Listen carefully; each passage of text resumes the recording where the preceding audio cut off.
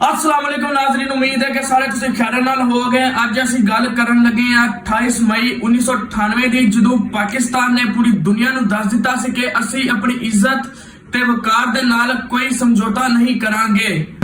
भारत ने जदों अपना पहला एटमी धमाका किता ते उदों साडे कोल इन्नियां सलाहियतां नहीं सन, इन्ने वसाइल नहीं सन, लेकिन हार नहीं मन्नी। उस वेले असीं क्या उदों दे वज़ीर आज़म ने कहा कि असीं घास खा लांगे, लेकिन असीं जिहड़ा वे एटमी धमाका वो करके ही रवांगे।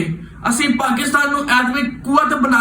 मई 1998 विच भारत ने फिर तो 5 एटमी धमाके ਜਿਹੜੇ जनूबी एशिया दे ਲਈ खतरा साबित सन। पाकिस्तान दे उत्ते उस वेले 1998 वेले बड़ियां पाबंदियां सन। ਜਿਹੜੇ आर्मियां ताकतां ने वो भी पाकिस्तान दे उत्ते दबाव डाल रही सन, लेकिन पाकिस्तान ने अपने लोगों की मन्नी। उन्होंने ते पाकिस्तान ने 28 मई 1998 दे विच धमाके करके पूरी दुनिया नूं दस दिता कि असी एक गैरतमंद बाहिम्मत कौम हां।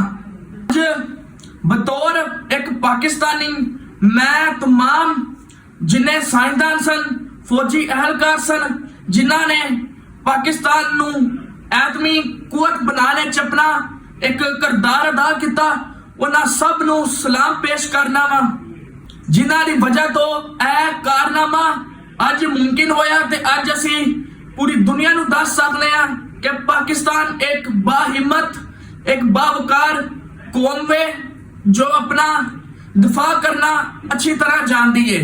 असी पुर अमन आ, लेकिन असी अपने बावकार दे कोई समझौता करना नहीं जानते। पाकिस्तान जिंदाबाद।